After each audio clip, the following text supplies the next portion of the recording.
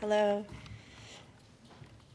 Thank you, Janet. It's such a pleasure to be here. Today's screening and lecture is the first of a four-part series of screenings and accompanying introductory talks titled Designed to be Seen, Art and Function in Chicago Mid-Century Film.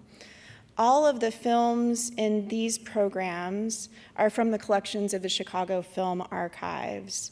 And the programs have been organized with the intention of uncovering the interconnected histories of commercial and artistic film production in Chicago from the mid-century through the 1970s, through the films in CFA's really extensive collections. So if you like what you see today, please come back this week on Wednesday for the second screening and talk in this series, which will be held in this theater on November 7th, Wednesday at 6 p.m., and that looks at more formal experiments with film as a kind of medium of personal expression and experimentation, films that were made by many of the artists and designers who were making their living producing the more commercial films, very much like those you'll see in today's program. Chicago Film Archives is a regional archive dedicated to identifying, collecting, preserving, and providing access to films that represent the Midwest. Access is really key to our mission, and all of the films that you'll see today, I think, also really represent our collecting mission. These are films that aren't available elsewhere. They're unique copies, and they're films that really have been historically marginalized in the history of cinema. These are films that represent invaluable histories of production, of our culture, and our society. And we at Chicago Film Archives are proud to not only be their caretakers, but to have, as part of this incredible Art Design Chicago initiative, have created new archival digital scans of the 16mm original film prints for each of these four programs. So the films are available now as high-resolution archival digital files. I'd like to thank the Terra Foundation for American Art for their generous support of this series and the accompanying initiative to make all of these new digital files available to the public in the years to come. So thank you to Elizabeth Glassman, Amy Gunderson, Jenny Siegenthaler, and to the amazing Eva Silverman for supporting this project, and for bringing together so many organizations throughout the city to be part of the Art Design Chicago initiative. We've connected to so many essential histories that underlie the city's contributions to a kind of integrated model of art and design studies, and CFA is really proud to be a part of this active creation of a new history of the city of Chicago. So thank you as well to everyone at the Chicago Humanities Festival who have been such great partners on this event, especially to Allison Cuddy, whose support of CFA and the work that we do has been invaluable, to say the least, over the years. So as part of each of these screenings, we found it really essential to have the work be contextualized by the work of a local scholar. And it's my great pleasure to introduce design historian and scholar Laura Allison, who will provide a little bit of context for the screening that you'll see today. So please welcome Laura.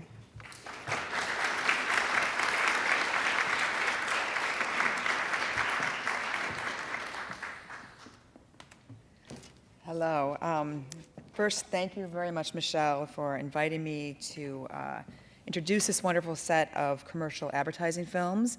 I'd also like to second Michelle's thanks to the Chicago Humanities Festival and especially to the Terra Foundation for all of the wonderful programs and events that they've supported and promoted throughout Chicago this fall, including the series of screenings.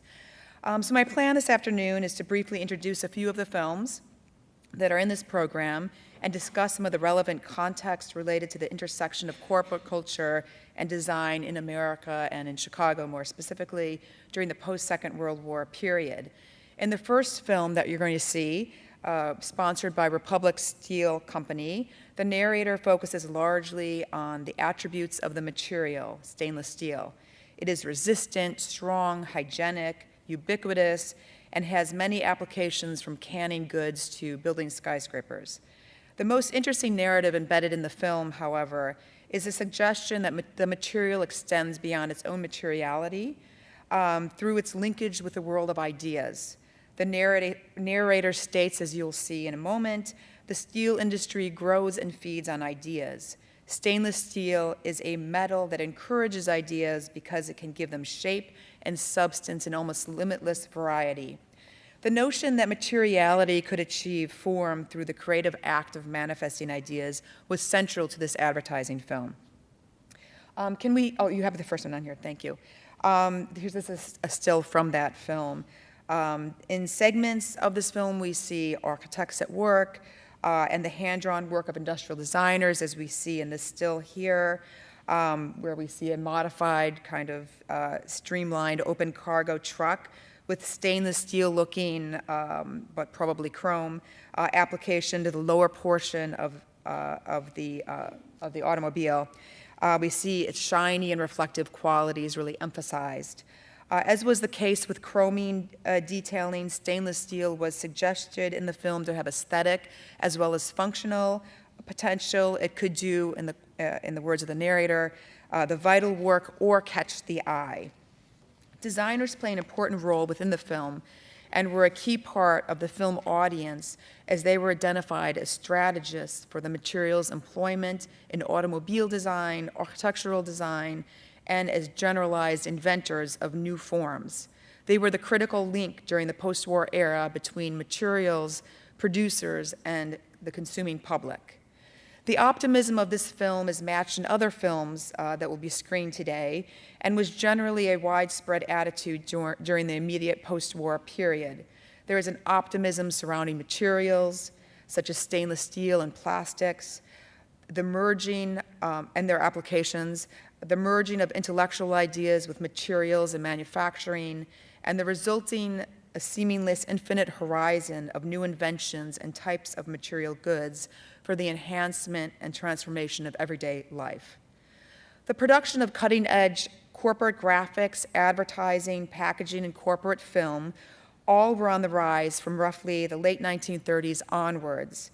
This was tied to American corporations' growing awareness of the important role of identity during this time, of telling their story both through words and visual languages, in print magazines and on screens. In the 19th century and even the first few decades of the 20th century, corporations' identities were usually tightly bound to the personality of their founders.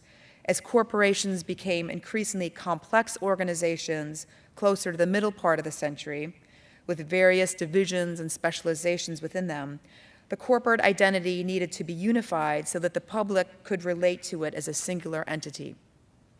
Often, this led to the types of films and advertising programs, more broadly, in which companies attempted to humanize themselves through connecting with cultural and intellectual traditions and contemporary art movements. Wilding Picture Productions Incorporation, the producer of the film made in 1960 for Republic Steel Company, was one of the world's largest producers of industrial films and was based in Chicago between roughly the late 1930s and the early 1970s. The studio also produced films for Ford Motor Company, Chrysler Corporation, Goodyear Tire and Rubber Company, General Electric Company, Aluminum Company of America, Standard Oil Company, and others. The following two films in today's programs were commissioned by Container Corporation of America, and you can flip to the next screen, please. So the following two films were commissioned by Container Corporation of America, a packaging company based in Chicago, founded in 1926 by Walter Pepke. Pepke and his wife Elizabeth were supporters of the New Bauhaus, which was a school organized in Chicago in 1937 and headed by the former German Bauhaus artist and instructor Laza Moholy-Nagy, and later reorganized as the School of Design and then the Institute of Design. Pepke initiated an advertising campaign as early as 1937 in which modern and often avant-garde artists illustrated the attributes of the company. He hired a full-time art director to design and oversee the modernization of all visual elements of the company, from the logo to the offices and bathrooms, showrooms, cafeteria, factory floors, delivery trucks, letterhead, invoices, and so on. Container Corporation was one of the earliest American companies to establish an in-house design department. Also importantly, Pepka recognized the essential role that packaging would play in the consumer landscape following the Second World War as the first point of contact between the consumer and a manufacturer, and also as an extension of the product itself. We will see in the film Wrap Pack, Your Packaging Answer, the way that Container Corporation approached packaging not as an afterthought to a client's product, but as an integral part of it. This idea of packaging we somewhat take for granted today, as many successful companies think about it as an essential element of the consumer experience of the product itself. Think of Apple, to take an example. In the film, Container Corporation and you, Partners in Achievement, it's actually CCA and you, which was the acronym for Container Corporation of America. This film was addressed to company employees, and we see emphasized in the footage this idea that Container was an established and distinctive organization. Filmed were various employees at work or on their way to work, driving in their 1970s cars, in an effort to express the pride that Container's workforce felt through affiliation with the company, a company that became well known to the public largely through its advertising in magazines such as Time, Fortune, Newsweek, and Businessweek. On the screen here in this still, we see the modern office building on the top at the Carroll Stream headquarters of Container Corporation, and on the bottom, signage to an exhibition of the Great Ideas, which was an advertising campaign that ran between 1950 and 1985, roughly, which I'll talk more about in a moment. The concrete panels that you see here, one, we can't read the text, and one in the front says, "In memory of the philosophy of Walter Pepka." These were laid out in a kind of abstract and modern arrangement on the corporate campus's Walter Pepka Memorial Park, and they displayed quotations from writers, philosophers, and educators in what started as the Great Ideas advertising campaign, evolved into a company public relations focus, and eventually became a corporate philosophy. In the final sequence of the film, CCA and You, which was edited out of today's program but can be found on the Chicago Film Archive website, the then chairman of the company board discusses the Great Ideas as an enduring corporate philosophy that adheres to, quote, the classical regard for individual choice and potential. The appropriation of freedom through the employment of the artist in advertising and the celebration of the merger of art and business in advance-guard graphics, the collusion of corporate public relations with public service were all key parts of the desire to produce a unified collective sphere in an effort to spread Western democracy and free market capitalism. Can you turn the slide, please? Here are a few images from the Great Ideas advertising campaign. In this print advertising campaign, a contemporary artist or designer was aligned or hired to illustrate a quotation that was drawn from the Encyclopedia Britannica set of the great books of the Western world. This is how the campaign started. It kind of evolved over the years, but essentially that was the original idea. The artist and or designer were given almost complete freedom to interpret the quotation in their own medium and style. Some of the most successful advertisements in terms of communication and integration between text and visual copy from this long-running campaign were done by graphic designers. On the left here, we see the work of Herbert Matter, who was a Swiss artist, designer, and filmmaker, and he designed this ad for the Great Ideas campaign, photographically illustrating a quotation by Abraham Lincoln from an 1861 message to Congress. The photograph is made contemporary through the saturation of a historical photograph with a monochromatic yellow. Herbert Bayer did the advertisement on the right. He was a former German Bauhaus designer who became the chairman of Container Corporation's design department. And he produced this very effective solution to illustrating Alexander Hamilton's idea on justice in a republic from his Federalist Papers from 1788. These advertisements ran during the first decade of the campaign, so during the 1950s, and offered examples of the fusion of advertising idea and corporate identity, of the visual and the verbal, of the Western intellectual canon and contemporary culture with corporate philosophy. From the 1930s onwards, Container Corporation's design and managerial staff, along with the company's advertising agency, N.W. Ayer and Son, commissioned artists and designers affiliated with the European avant-garde to produce visual copy. While the nature of the avant-garde had radically shifted from the 1920s to the 1950s, the desire to work with contemporary artists and designers to solve problems of corporate expression was at the forefront of Pepka's mind. For him, the collaboration between the business person and the artist was about their shared interest in contributing to culture in a broad sense. As he wrote in an essay published in 1945 titled Art and Industry, the artist and the business person should cultivate every opportunity to teach and supplement one another, to cooperate with one another, just as the nations of the world must do. Contemporary readers of these ads did not learn about new packaging technologies Container Corporation was using or recent packaging work that they had done for various clients, but rather they understood the company to be a promoter of ideas, culture, collaboration, and democratic freedom. If you could turn to the next slide, please. Although not part of the program today, because outside of the scope of Chicago, I feel that I needed to bring in a little bit about IBM, which was also an important leader, like Container Corporation, in working with designers to establish a public image that transcended the base aim of selling products. Through graphic design, advertising, and film, IBM successfully connected the company to the realm of ideas, in this case, mathematical ideas. The advertisement campaign developed by Roy Kuhlman that we see on the left, Mathematics Serving Man, ran like the Great Ideas campaign in widely circulating mass magazines such as Time. In the information machine, Creative Man and the Data Processor, produced by the Eames office and commissioned by IBM for the 1958 Brussels World Fair, which we see on the right, the hand-drawn illustrations contributed to the idea that there was a simplicity and innocence in the new world of computing and data processing. This was the first completely animated film produced by the Eames office, and it was meant to dispel and alleviate contemporary anxieties about the computer by stressing the idea that it is always the creative humans who were in charge of the machine. IBM, like Container Corporation, used contemporary designers to produce advertising campaigns and films that offered an educational message. The last portion of today's program include clips from commercial films produced by the Goldschall Studio, based in north suburban Chicago.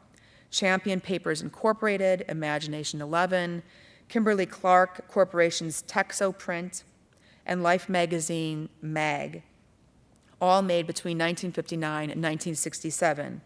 As was the case with Walter Pepke and his design team, the Goldschalls, a married team just like the Eames, Ray and Charles Eames, had ties to the new Bauhaus Institute of Design, where both Morton and Millie Goldschall studied during the late 1930s and early 1940s. The Goldschall Design Associates produced visual identity graphics for corporations, logos, packaging, and advertising, and so on, but they also came to be known for their films. As was the case with the Eames film work done for IBM, the Goldschall's films, as you'll see in a moment, were simultaneously promotional and educational, informational and playful. If we can go to the next slide, please. The influence that the School of Design and Moholy-Nagy had on the Goldschalls comes across in these commercial films, in terms of using film as an expressive medium of design in the first place, but also in terms of the collage aesthetic, as we see here, this montage of a historical type on the bottom left, a historical typeface, traditional still life, and a glossy advertising image of a woman's lips, and various textures and flat planes of color. Also taken from the Goldschall's training with Moholy was the idea that modern life required new forms. The next slide, please. And this is a still shot from Mag.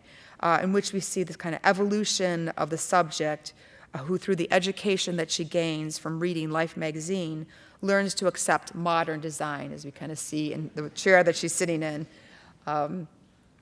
Sometimes a direct reference to Moholy comes into play. The last slide, please. Sometimes a direct reference to Moholy comes into play, as here, in which Moholy's book, written in Chicago, Vision in Motion, finds its place among the set of Encyclopedia Britannica's great books of the Western world, the Bible, and of course, Life magazine, which we don't see in this clip, but you'll see in a moment.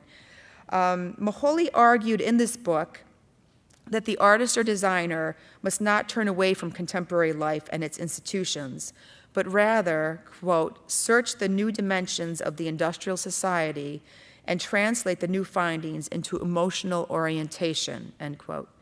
Through film, the Goldschall Studio sought to achieve the fundamental goal laid out in Vision in Motion, namely to bring seeing, feeling, and thinking into a simultaneous arrangement that could temper the chaos of modern life and produce emotional harmony for the subjects living in the modern world at mid-century. Film, like perhaps no other medium, could humanize institutions, new technologies, and new materials, making them understandable and approachable to contemporary audiences. Enjoy the screening.